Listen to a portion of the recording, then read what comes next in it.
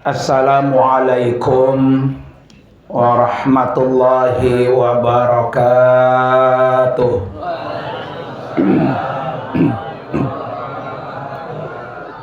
Bismillahirrahmanirrahim. Alhamdulillahilladzi khalaqal mauta wal hayata liyabluwakum ayyukum ahsanu amala. Asyhadu an la ilaha illallah wahdahu la syarikalah wa asyhadu anna sayyidana wa nabiyyana Muhammadan abduhu wa rasuluhu la nabiyya wa la rasula ba'dah. Allahumma fasalli wa sallim wa barik ala sayyidina Muhammadin wa ala alihi wa ashabihi ajma'in, amma ba'du.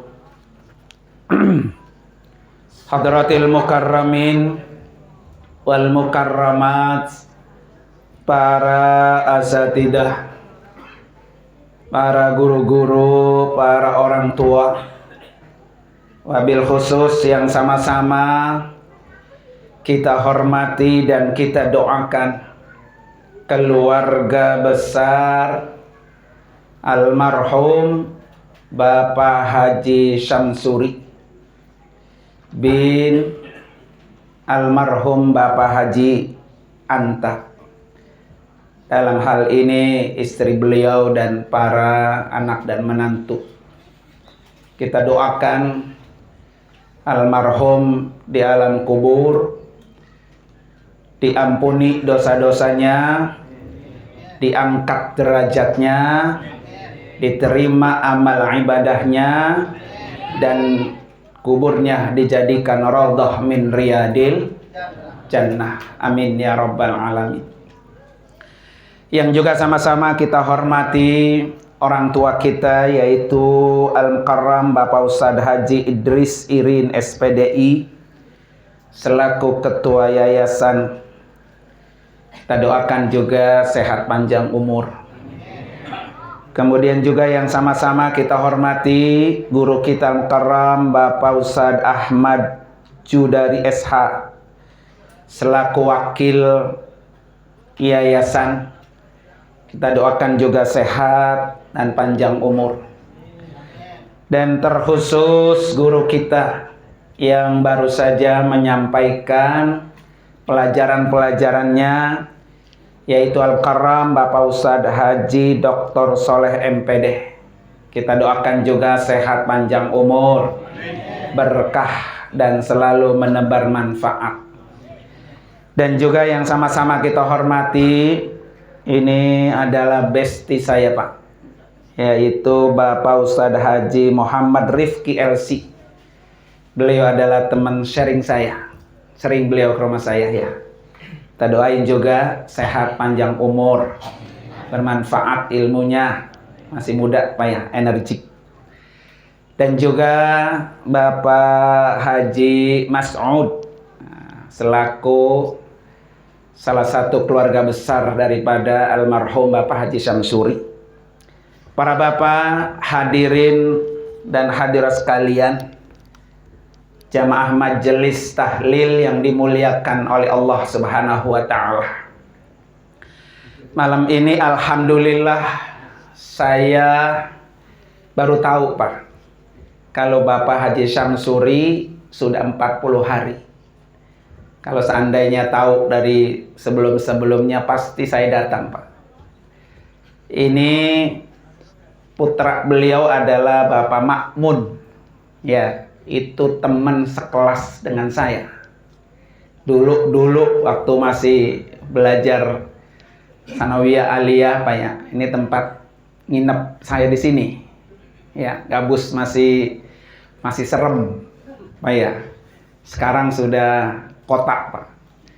Jadi Pak Mamun itu, saya punya teman di sini 3 orang Pak. Yang laki-laki maksudnya ya. Yang dari Gabus itu ada Pak Mamun, ada Pak Haris Padilla, sama satu lagi. Iya, Asep Saipudin yang tinggal di Banten mana ya?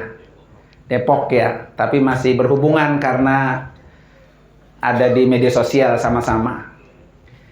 Makanya ketika dihubungin sama Pak Mas'ud, saya bilang, iya siap. Saya datang malam ini karena memang ya di sini tempat saya nginep dulu Mak ya, namanya masih bocah Pak ya. Para bapak hadirin sekalian, almarhum ini adalah sudah 40 hari meninggalkan dunia dan tidak akan bisa kembali lagi. Kita semua yang hadir pasti apa? Pasti apa Pak? Nyusul ya. Pasti nyusul. Ada yang cepat nyusulnya, ada yang belakangan Pak ya. Ada yang kagak pakai sakit lagi udah nyusul. Ada yang udah bertahun-tahun di atas balik sakit kagak sembuh-sembuh, nyusul juga Pak. Ya. Oleh karena itu para bapak hadirin sekalian, kenapa orang mati itu ditahlilin? Yang pertama, tahlil itu di dalamnya ada kiriman doa. Di mana kata Nabi, ma min syai'in akrama ilallah minad doa. Tidak ada sesuatu yang pengaruhnya sangat besar Pak, kecuali doa. Jadi malam ini kita doakan almarhum Bapak Haji Syamsuri, pengaruhnya besar buat beliau yang ada di alam kubur. Itu besar sekali. Makanya ada hadis lain mengatakan apa? La yaruddul qada illa biddu'a. Jadi qada Allah itu Pak akan berubah dengan kekuatan doa. Namanya qada Pak, qada Allah itu ketika turun tuh Pak, nggak bisa nolak manusia, itu namanya qada. Kan ada qada, ada qadar Pak ya, dalam rukun iman. Kalau namanya qada Pak, kalau Allah turunin orang, kita nih manusia nggak bisa nolak. Di antaranya mati. Jadi kalau kata Allah mati, ya mati. Nggak bisa kita nolak. Tapi qada itu Pak bisa berubah dengan kekuatan doa. Ini kita nggak tahu Pak. Almarhum di alam kubur ditentukan oleh Allah kuburannya nikmat apa siksa. Kita nggak tahu. Ya, agar kuburannya menjadi nikmat Pak, maka ada kiriman doa. Nah, malam ini kita doain. Allahumma ja'al qabrahu raudhatan min riyadil jannah. Itu tadi udah kita doain. Ya Allah, jadikan kuburan almarhum taman-taman surga. Berubah tuh Pak dengan kekuatan doa.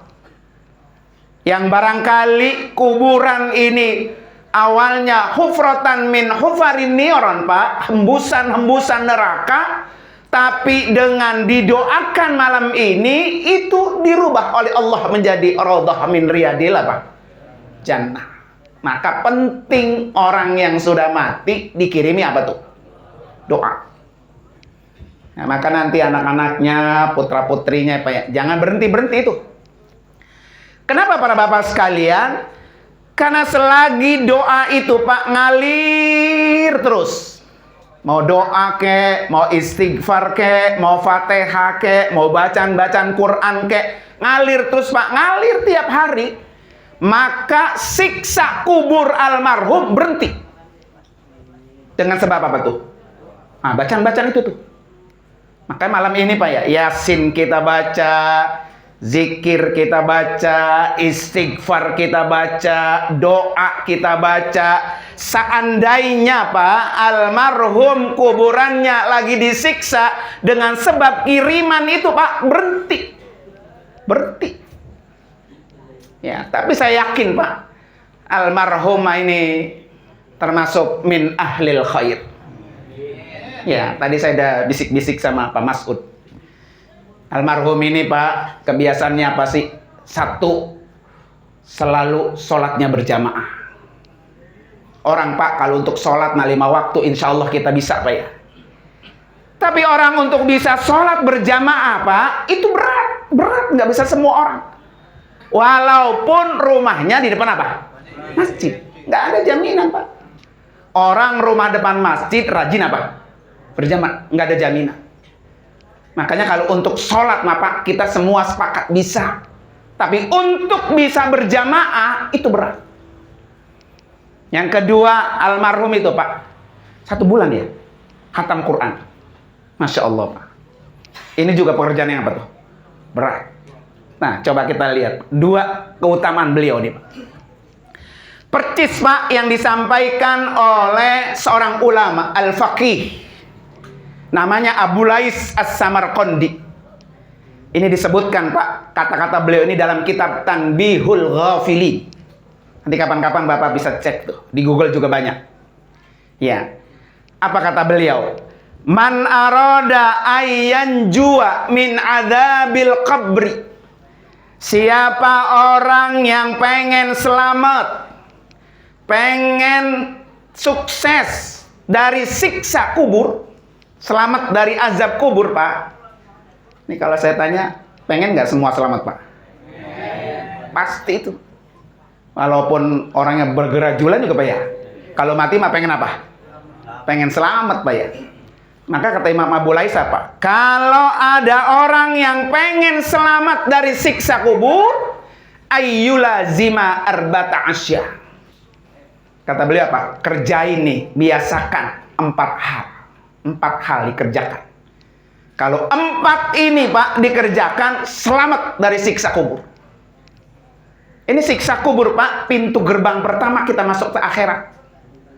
Kita belum dihisab Pak, belum. Jadi ketika kita mati Pak, yang pertama kita tempati adalah alam apa? Kubur. Ketika kita di kuburan Pak, selamat apa enggak tuh? Itu belum bicara hisab, belum bicara akhirat, belum bicara kiamat, masih jauh Pak. Jadi ibarat orang Mak, itu kuburan ruang transit, ruang ngasoh dari alam dunia ke alam apa tuh? Akhirat. Maka alam barzah disebut. Selama penantian menunggu kiamat datang Pak, kita diem tuh di dalam kuburan. Kira-kira kuburan kita nanti itu nikmat apa azab? Tergantung kita. Makanya Imam Abu Lais tuh tadi memberikan, kalau pengen selamat dari siksa kubur, biasakan 4 hal. Wa yajtaniba ala arba'ati asya, dan hindari 4 hal juga. Jadi kerjakan 4 hal, jauhi apa? 4 hal. Berapa berarti Pak? 8. Ya, ini siap nih dengerin 8 poin ini. Ya. Apa yang pertama Pak yang harus dibiasakan? Kata Imam Abu Lais, muhafazatus sholawat. Jaga sholat. Tuh, pasti selamat tuh Pak dengan siksa kubur. Almarhum ini Pak bukan hanya sekedar menjaga sholatnya saja, tetapi almarhum ini sholatnya berjamaah. Ini udah 2 kelipatan besar yang beliau dapat. Udah selamat tuh Pak siksa kuburnya tuh. Ya. Maka kalau kita nanti mati pengen selamat dari siksa kubur Pak, jangan tinggalin sholat, jangan. Baik sholat 5 waktu maupun sholat-sholat sunnah yang lain, jangan. Syukur-syukur sholatnya bisa ke masjid. Apa keuntungannya Pak? Orang yang bisa sholatnya ke masjid itu Pak. 1, ini ada riwayat yang kata Nabi Pak, setiap langkah kakinya Pak itu menghapus dosa. Jalannya aja Pak ke masjid, 1 langkah, 2 langkah itu sudah menghapus dosanya. Masya Allah Pak, luar biasa. Makanya almarhum udah jonjon Pak ya. Udah tenang dah di alam kubur. Ya, kuburnya benar-benar menjadi apa tuh? Taman-taman surga.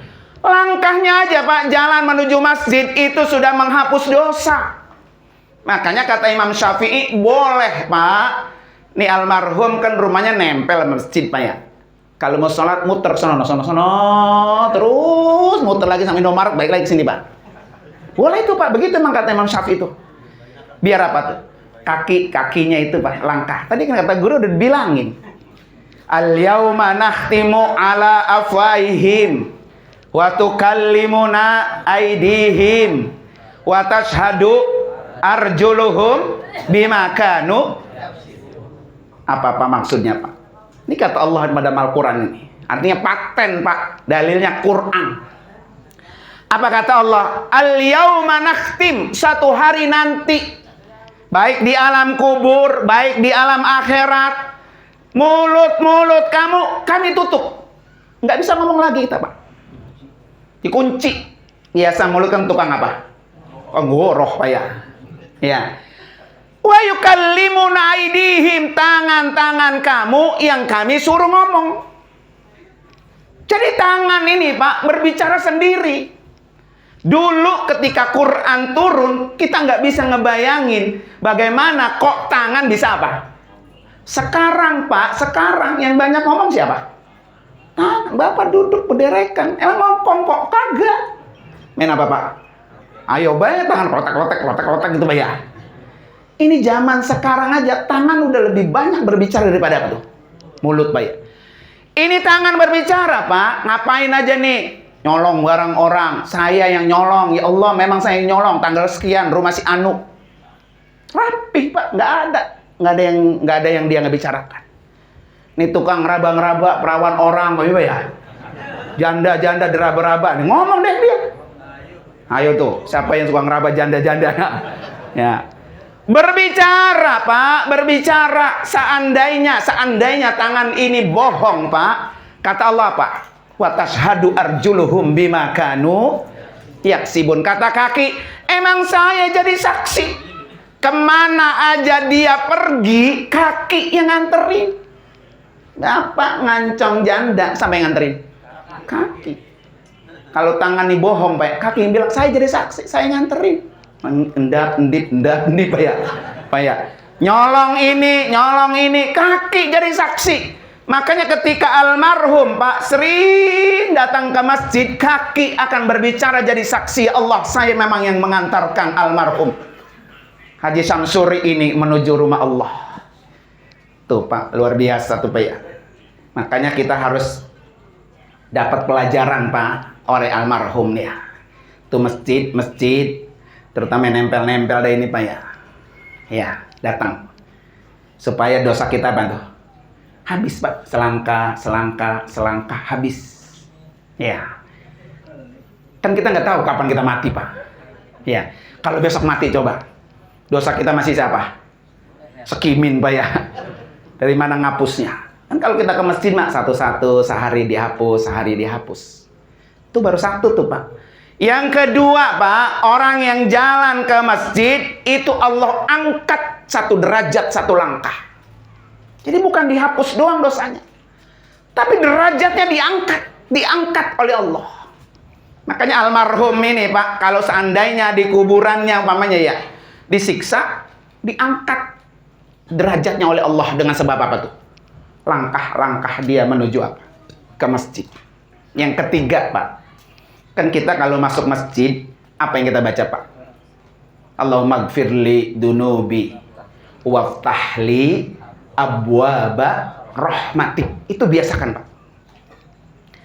Apa yang kita dapat, Pak? Allahumma gfirli dunubi, ya Allah ampuni dosa-dosa saya. Masuk ke masjid aja, Pak, udah dihapus dosanya. Berapa kali kita sehari masuk ke masjid? Maka sehari itu pula dosa kita dihapus. Allahumma gfirli zunubi. Zunubi itu, Pak, dosa-dosa. Jadi dosa kita terlalu banyak, dengan sebab kita masuk ke masjid, dosa kita dihapus. Waftahli, bukain ya Allah, bukain abwab rahmatik, pintu-pintu rahmatmu. Jadi orang tuh, Pak, hidup yang dicari apa tuh? Rahmat. Pak ya, nih catat, Pak. Orang yang hidup itu yang dicari apa tuh? Rahmat. Kita bisa masuk surga itu, Pak, bukan sebab amal kita, bukan. Orang ini rajin sholat, rajin zakat, rajin sedekah, rajin puasa, sholat sunatnya rajin. Sama orang semuanya akur, itu amal-amal soleh. Bukan menyebabkan kita masuk surga. Tapi yang menyebabkan kita masuk surga adalah rahmat Allah. Makanya yang sering kita minta, Pak, rahmat Allah.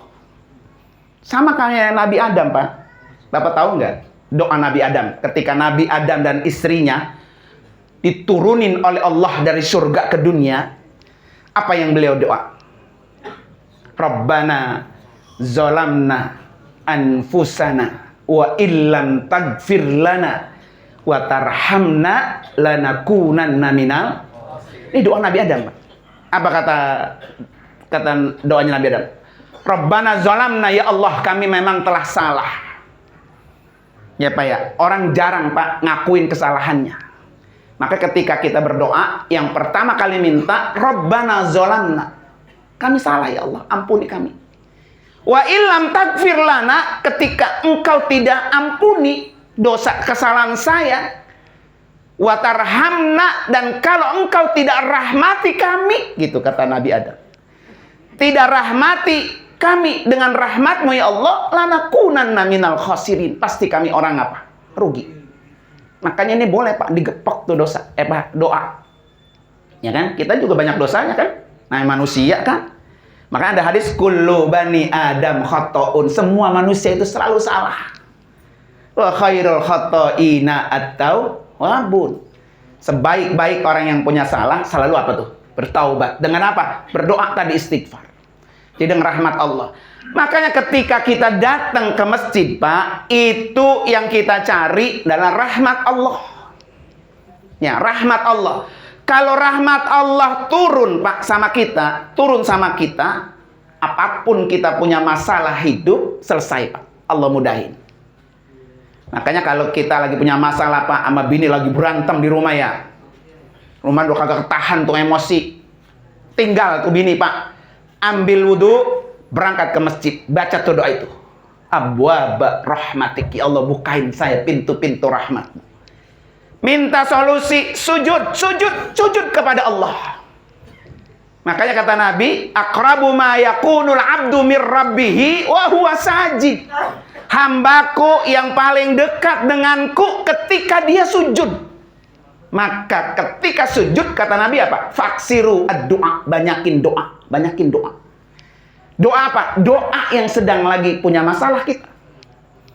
Anak sekolah susah rezekinya apa ya? Ngelamar kerja sini susah, ngelamar kerja sono susah. Kata Allah, fasjud waqtarib.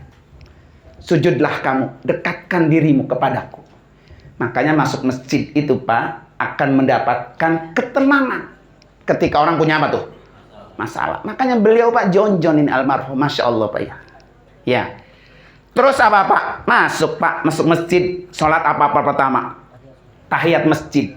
Ketika dia duduk, Pak, itu, Pak, sambil nunggu azan waktu masuk, Pak, datang malaikat mendekati orang itu.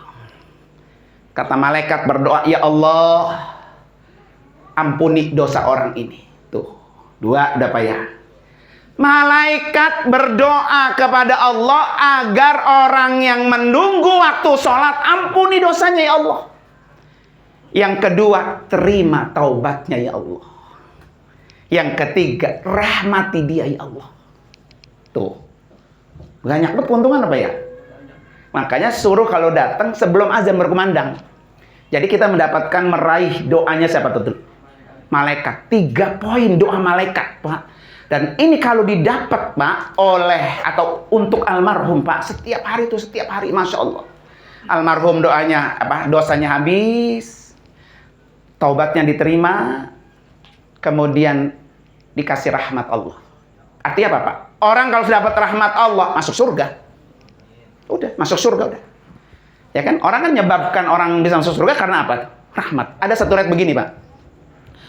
Dulu ada orang, Pak, dia beribadah, ahli ibadah 500 tahun. Dia pergi ke gunung. Dia nggak mau ikut urusan dunia gitu dah ya. 500 apa tuh? Tahun. Ada nggak kita umur 1 tahun? Nggak ada. 500 tahun Pak ke gunung, Allah kasih dia buah delima. Setiap hari itu delima, satu buah berbuah buat dia makan. Sama dari batu gunung keluar satu tetes air buat dia minum. Ketika dia mati tuh Pak, kata Allah, malaikat, masukin hambaku ini ke surgaku dengan sebab rahmatku. Kata orang itu, bukan ya Allah, saya masuk surga berkat amal ibadah saya 500 tahun. Tuh, kata orang itu tuh ya. Kata Allah, malaikat, masukin ini hambaku ke dalam surgaku dengan sebab dia mendapatkan apa? Rahmatku. Kata orang itu, bukan ya Allah, saya masuk surga berkat ibadah saya 500 tahun. Apa kata Allah? Malaikat, masukin nih hambaku ke dalam nerakaku. Begitu. Ya, walaupun ahli ibadah Pak, kalau dia mengatakan dalam hatinya, saya mau udah masuk surga aja udah, loh amal saya banyak, begitu Pak ya? Nggak bisa Pak. Menyebabkan kita masuk surga adalah dengan sebab apa? Rahmat. Di mana kita dapat? Ketika kita masuk masjid. Ya, pertama baru masuk udah dapat rahmat, yang kedua pas duduk dapat doa dari malaikat agar kita dirahmati. Luar biasa ini Pak almarhum Pak. Ya, nih Pak, orang kalau sholatnya rapi, Pak, rapi. Ya, ini Bapak saya tanya dah. Organ tubuh Bapak dari ujung kaki sampai ujung kepala, yang paling penting yang mana? Pak, dari ujung kaki sampai ujung kepala, organ tubuh kita yang paling penting yang mana? Mana Pak? Mana Pak? Penting semuanya. Maksud saya saking pentingnya, kalau dipotong dia tetap masih hidup. Tangan kalau dipotong, hidup nggak orang? Hidup. Kalau kaki dipotong, hidup. Kalau hatinya dipotong, hidup. Ada orang yang hatinya dibuang itu kalau sakit, empedunya dibuang Pak ya. Tapi kalau lehernya Pak orang dipotong, nah, selesai deh. Sholat itu Pak ibarat tubuh leher, leher tuh. Kalau orang muslim sampai nggak sholat, berarti dia seperti orang nggak punya apa tuh? Nggak punya kepala tuh. Mati udah, nggak muslim, bukan muslim lagi tuh. Ya, kalau ada orang muslim sampai ninggalin sholat, berarti seperti orang yang nggak punya apa tuh? Kepala. Makanya nanti Pak, pas masuk ke liang kubur, masuk ke kuburan nih, ya kan? Kalau seandainya mau dicaplok nih Pak, kepala kita mau ular, ya di kuburan tuh disiksa, sholat udah ngelindungin. Ketika mau disiksa tuh, mau dicatok ular, namanya kepala kita, kata sholat, jangan, jangan. Ini kepalanya udah dilindungi oleh sholatnya. Gak bisa tuh Pak. Siksa kubur nggak mempan menyiksa kepala orang yang ahli apa? Sholat. Pindah Pak itu disiksa sebelah kanan, sebelah kanan. Udah dijagain dengan apa? Dengan zakat sedekah. Ya, yang rajin sedekah, rajin zakat, rajin berbagi. Ketika mau menyiksa sebelah kanan kita, jangan, jangan, udah dilindungi. Ini orangnya rajin sedekah. Pindah ke sebelah kiri, Pak ya. Mau disiksa, dilindungi oleh apa? Puasa.